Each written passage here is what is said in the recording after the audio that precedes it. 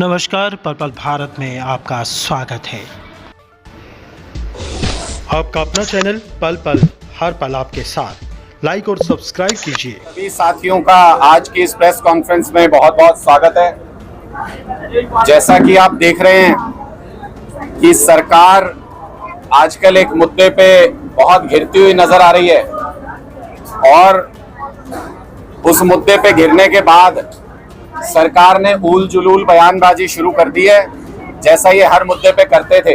पहले हमने ऐसा बाढ़ के मुद्दे पे देखा और अब हम क्लर्कों के मुद्दे पर सरकार की उल जुलूल बयानबाजी देख रहे हैं। इनका एक ही तरीके का मॉडस ऑपरेंडी होता है, एक ही तरीका भाजपा का है काम करने का, जिसमें मुख्यमंत्री जी वो अपनी चादर लेके, जो वो कहते हैं ओढ़ के सो जाऊंगा, वो चादर लेके कहीं दुबक जाते हैं कोने में और अपने चेले चपाटों को, अपने अधिकारियों को आगे भेजते हैं कि आप इस पे उल जुलूल बयान दीजिए और पूरे मुद्दे को डाइवर्ट करने की कोशिश कीजिए।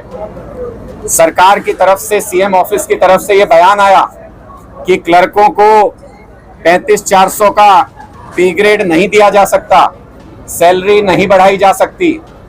ये पूरी तरह से अनर्गल और मूर्खतापूर्ण बयान है।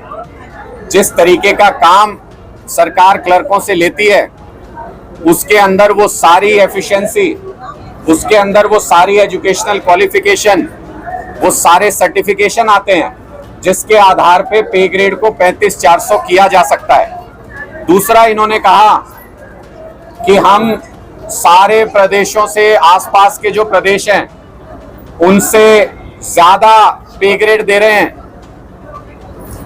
यहाँ हरियाणा के अंदर मैं सवाल पूछना चाहता हूं खट्टर साहब से, या तो उनको किसी बात की जानकारी नहीं है, 9 साल से ऐसे ही मुख्यमंत्री बन के बैठे हैं, या फिर उनके अधिकारी उनको मूर्ख बनाते हैं। जब पे ग्रेड में, सी लेवल में, FLP 2 में आप जब सबसे नीचे का ग्रेड जो 19,900 है, जब आप वो दे रहे हैं, जो कि सेंटर के द्वारा तय की जाती हैं सीमाएं, कौन सा पे ग्रेड होगा, उसमें आपने हरियाणा के लिए चुना कि 19,900 का जो लोएस्ट पे ग्रेड है वो आप दे रहे हैं, तो उससे नीचे फिर दूसरे राज्यों में कैसे हो सकता है? ये अतार्किक बात है, मूर्खतापूर्ण बात है। जो सबसे निचला पायदान है वो हरियाणा सरकार ने चुना हुआ है, इसलिए सवाल ही पैदा नहीं होता कि आसपास के किसी भी राज्य में उससे नीचे पे ग्रेड क्लर्कों को दिया जाता हो। ये दूसरा झूठ है जो खट्टर सरकार बोल रही है।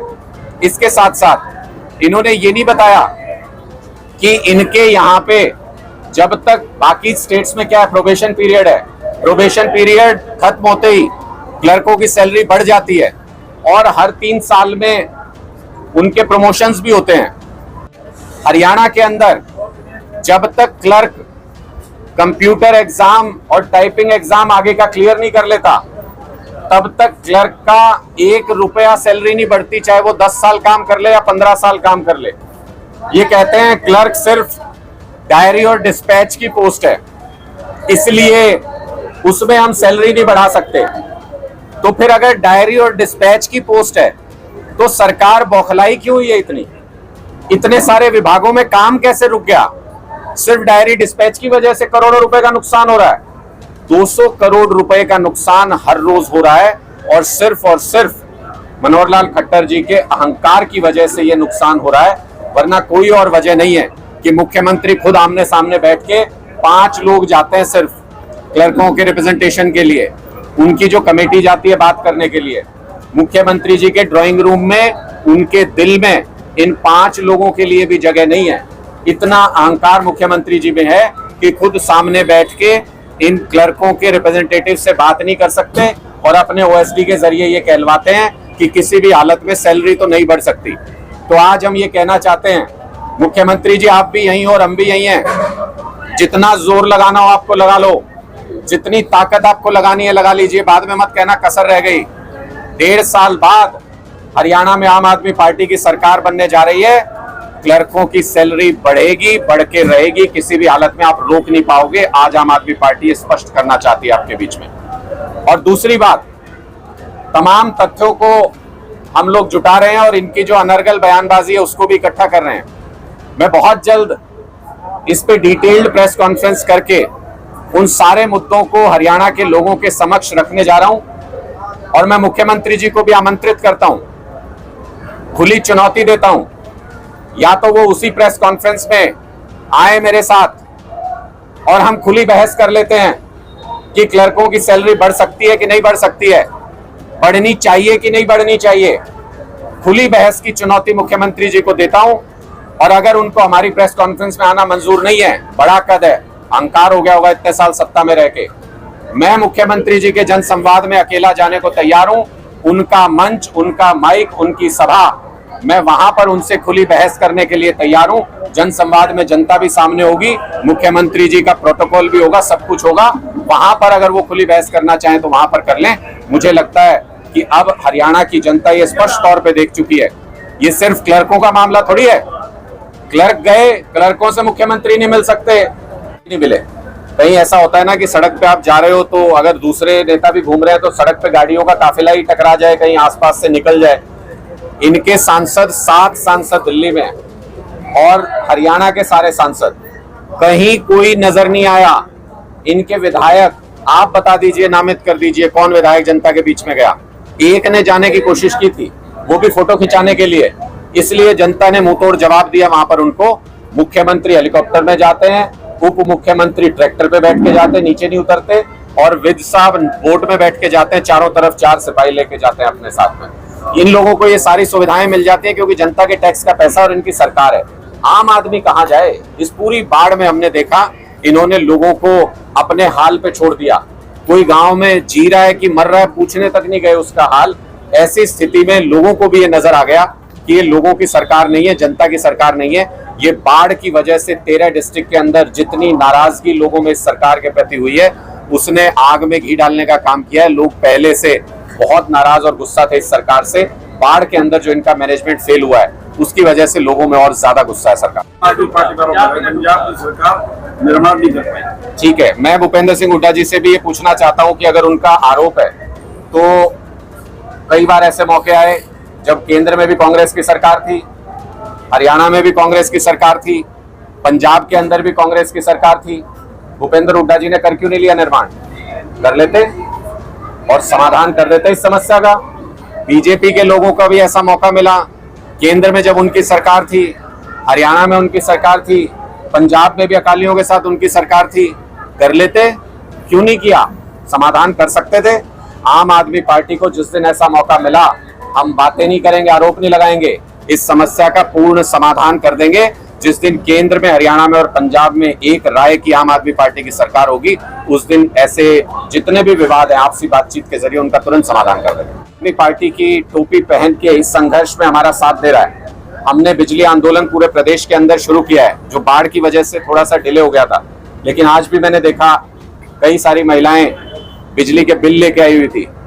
50-50 हजार, 16-16 हजार कई लोगों के बिल हैं। एक व्यक्ति ने ये कहा मेरे नाम पे 3 मीटर लगे हुए हैं, एक सरकारी स्कूल में, एक कहीं और, एक कहीं और।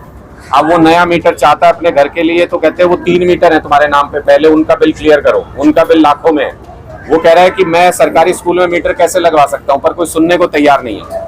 इन आंदोलनों में जो लोग हिस्सा ले रहे हैं, जो आम आदमी पार्टी के झंडे के नीचे आम आदमी पार्टी की टोपी पहन के इस संघर्ष का हिस्सा बन रहे हैं, वो सभी आम आदमी हैं। उन सभी को लेकर के हम अपनी नेतृत्व क्षमता बढ़ाएंगे और आने वाले दिनों में चुनाव भी लड़ेंगे। किसी आम घर से कोई शख्स आएगा, हरियाणा के मुख्यमंत्री का पदभार संभालेगा, हरियाणा के आम लोगों के लिए काम करेगा। पंजाब में भी तो ऐसे ही बन गए, टीचर के बेटे हैं सरदार भगवंत मान, किसी आम घर से आए, मुख्यमंत्री बन गए और सबसे अच्छे मुख्यमंत्री नजर आ रहे हैं आज के दिन। ऐसी स्थिति हरियाणा में भी चुनाव नजदीक आने दीजिए। हम अपनी सारी रणनीति और हम अपने सभी अनाउंसमेंट समय समय पर करते रहेंगे, आप लोगों से भी साझा करेंगे। और मैं पहले भी बहुत स्पष्ट तौर पे कह चुका हूं, हम आम आदमी पार्टी के वो डिसिप्लिन सोल्जर हैं। अरविंद केजरीवाल ये कह दे कि सड़क पे झाड़ू लगानी है तो मैं झाड़ू लगाने को तैयार हूं। अरविंद केजरीवाल ये कह दे कि सड़क पे खड़े होके आपको सिर्फ लोगों को ये बताना है कि इस दिशा में जाना है, आम आदमी पार्टी का प्रोग्राम यहाँ है, मैं उसके लिए तैयार हूं। जैसा आदेश होगा, हम वो डिसिप्लिन सोल्जर हैं, उस आदेश का पालन करेंगे।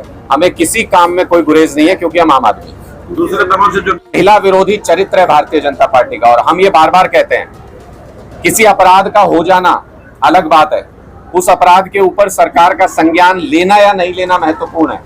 और अगर सरकार अपराधी के आरोपी के साथ खड़ी हो जाए तो उनकी नीयत स्पष्ट तौर पे पता चलती है।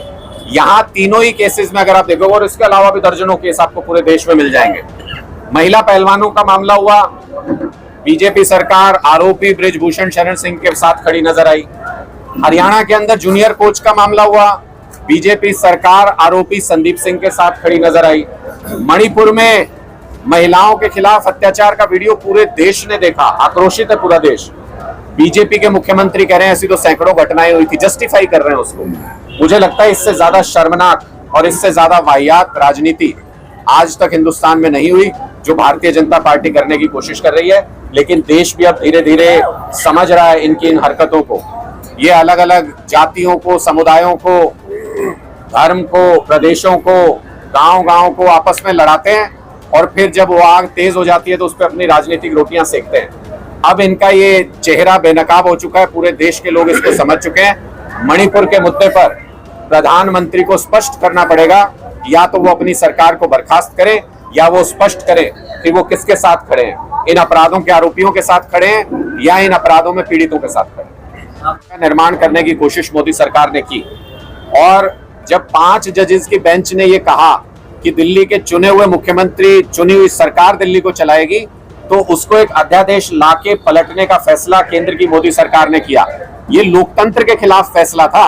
इसका मतलब किसी भी सरकार के अधिकार आप कल को छीन सकते हैं। इसलिए हम सभी दलों के पास गए और उनसे हमने कहा कि आप राज्यसभा में इस पूरे फैसले के अध्यादेश के खिलाफ वोट कीजिए। मुझे खुशी है कि 26 दल इस बात पर राजी हुए कि इस लोकतंत्र विरोधी फैसले का वो लोग विरोध करेंगे। ये घटक दल आगे चल के क्या राजनीतिक फैसला लेते हैं, क्या सीट शेयरिंग होती है, क्या गठबंधन होता है, वो सब भविष्य की बातें हैं।